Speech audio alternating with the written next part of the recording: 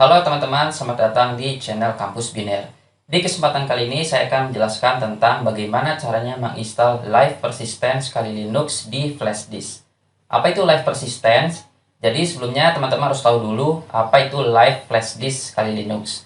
Jadi Live itu teman-teman bisa install Kali Linux di dalam flash disk. Jadi flash disk yang kecil itu bisa kalian instalkan OS Kali Linux di dalamnya, dan bisa kalian colokkan ke komputer manapun, nanti komputernya menjalankan flash disk itu, yaitu menjalankan Kali Linux di dalamnya. Nah, yang kita terangkan kali ini yaitu Kali Linux Live Persistence. Jadi selain live, dia juga persistence. Maksudnya apa? Jadi ketika kita misalkan menjalankan Kali Linux itu, kemudian kita mendownload sesuatu atau menginstal sesuatu, ketika Kali Linux-nya kita restart, apa yang kita download atau apa yang kita install itu masih ada di dalam flash disk itu. Jadi tidak hilang.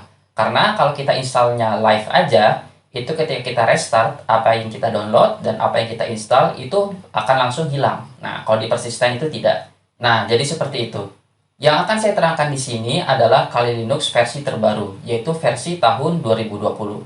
Di tahun 2020 ini memiliki perbedaan dengan Kali Linux versi sebelumnya. Di versi sebelumnya itu tidak ada perbedaan antara Kali Linux versi live dan Kali Linux versi installer biasa. Nah, di versi tahun 2020 ini terdapat perbedaan. Yang versi live-nya itu dibedakan sendiri menjadi installer tersendiri. Nah, bagaimana kita menginstal Kali Linux Live Persistence-nya? Pertama, kita download dulu. Langsung search aja Kali Linux.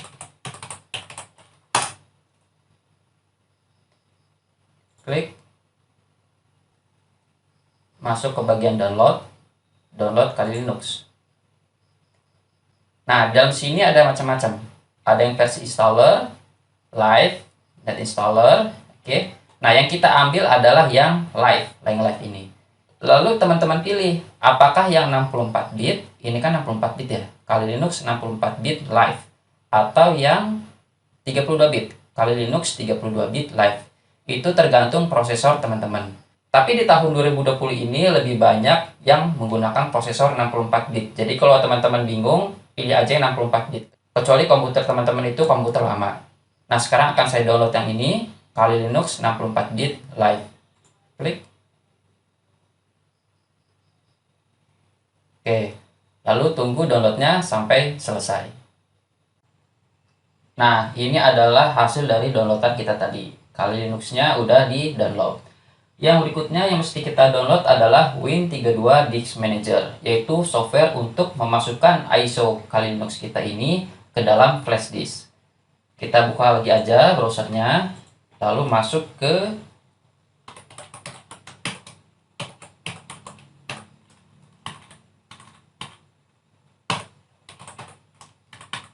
ke sini. https launchpad.net Win32 image writer. Enter. Di sini ada tulisannya downloads are now on SourceForge only. Berarti di sini kita klik Win32 Disk Manager. Oke. Kalau link tadi sudah tidak aktif, langsung ke sini aja juga bisa. SourceForge.net project Win32 Disk Manager. Lalu download, klik download di sini. Oke, dan ditunggu.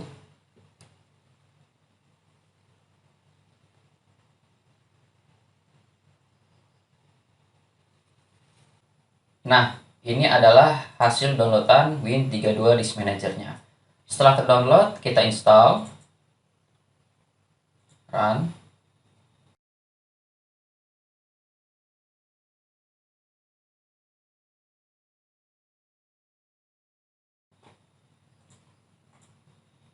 Oke.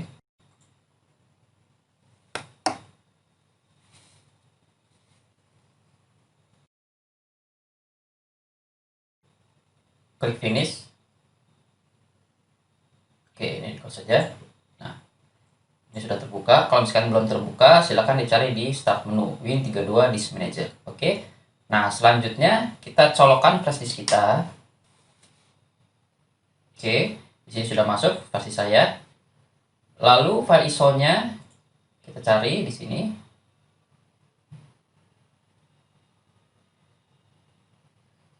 Di sini diganti dengan yang seperti ini, bintang titik bintang. Oke. Nah, file ISO-nya yang ini tadi kan.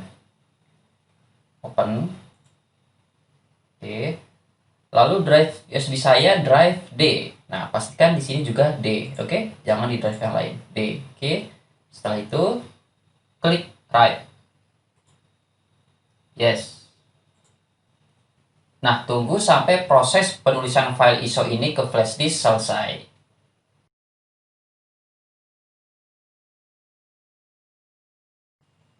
Nah, kalau sudah muncul tulisan write successful seperti ini, berarti file ISO-nya sudah berhasil dimasukkan ke dalam flash disk. Nah, ini klik OK.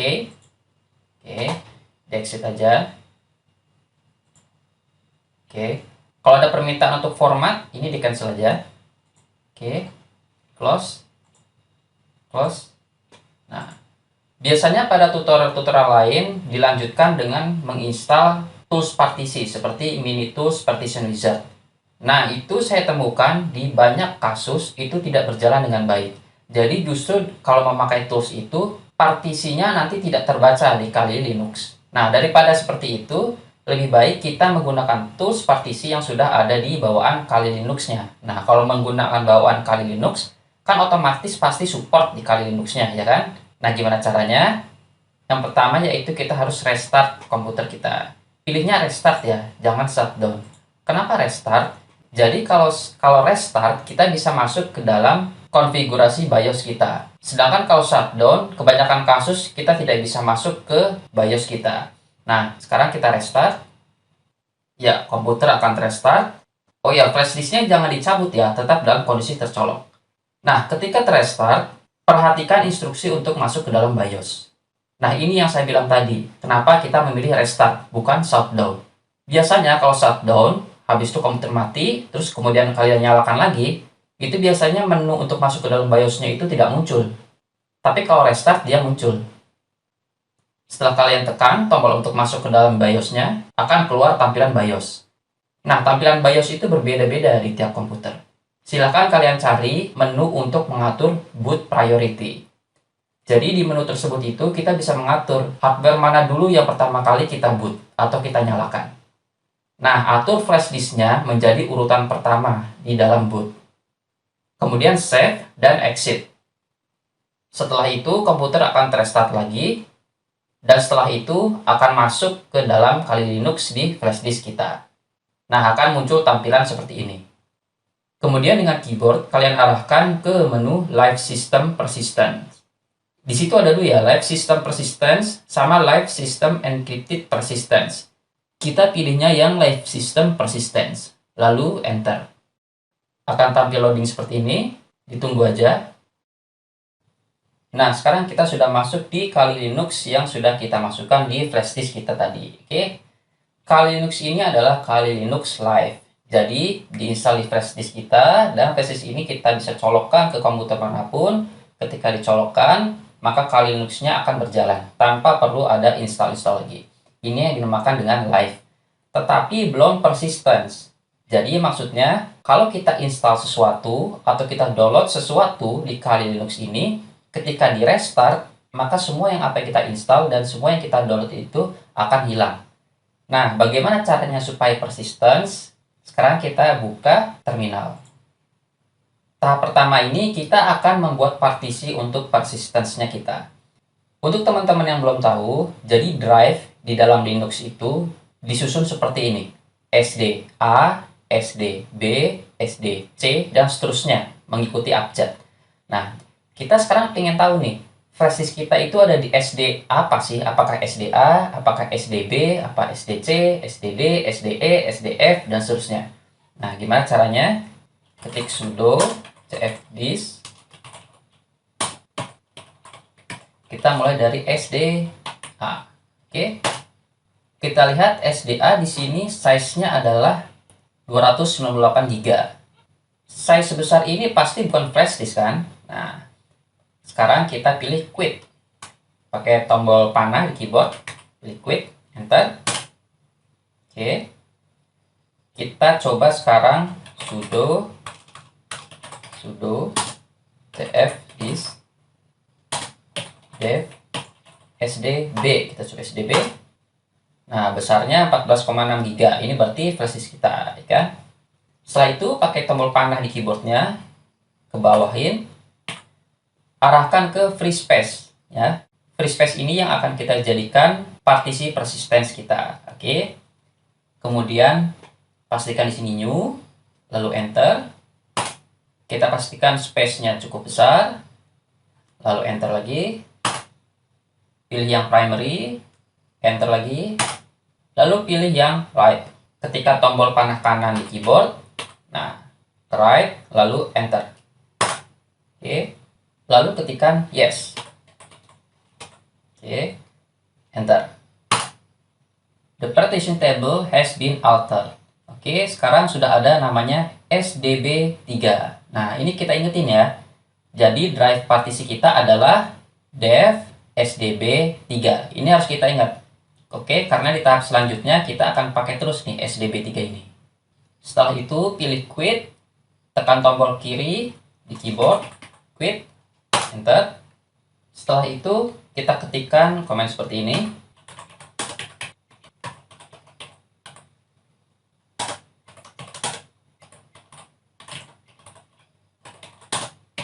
Dev SDB3 tadi kan. Lalu enter. Oke. Tunggu loadingnya. Oke, sudah selesai. Sekarang akan muncul drive baru di sini, persistence. Oke. Setelah itu ketikkan komen berikut.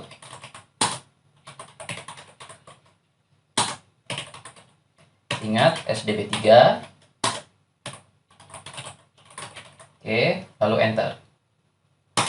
Oke, setelah itu kita buat folder untuk memounting partisi kita. Oke. Tambahkan sudo, jangan lupa. Misalkan aja nama foldernya kampus biner. Oke, lalu enter. Oke, setelah itu kita mounting ke folder yang sudah kita buat.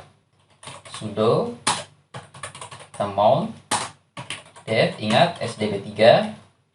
Oke, nama foldernya kampus biner. Oke, seperti ini. Setelah itu enter. Oke, pastikan di sini drive-nya sekarang menghilang. Oke, setelah itu masuk ke directory mounting tadi, mount kampus biner, gini ya, enter. Oke. Setelah itu ketikkan seperti ini, sudo nano persistence.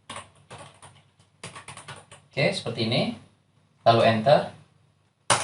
Oke, ketikkan seperti ini. Oke.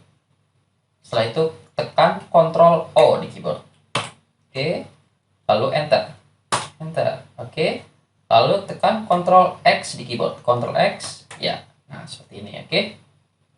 Lalu kembali lagi ke drive paling atas, CD spasi, nah seperti gini, oke. Oke, setelah itu kita unmount. Caranya sudo seperti ini. Oke, dev SDB3, oke. Lalu enter. Ya. Nah, setelah ini kita restart.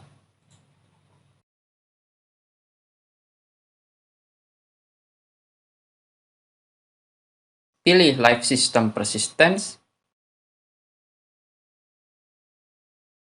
Nah, sekarang sudah jadi persistence kita. Sekarang kita cek ya.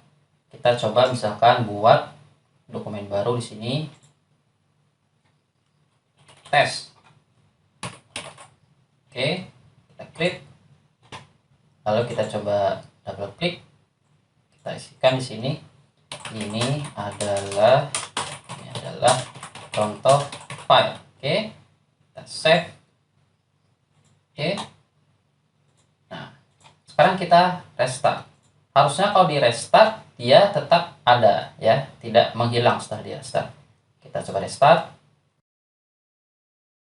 Pilih Live System Persistence. Nah, dilihat setelah restart filenya masih ada. Oke, kita coba buka. Ini adalah contoh file, oke? Isi ketikannya sama persis seperti yang kita ketikkan tadi. Berarti persisten disk kita sudah berhasil kita buat. Nah, jadi seperti itulah cara membuat live persistent pada Kali Linux. Selanjutnya, teman-teman bisa menginstal aplikasi-aplikasi tambahan di Kali Linux ini atau men-save dokumen apapun dan tidak akan hilang ketika di restart, ya.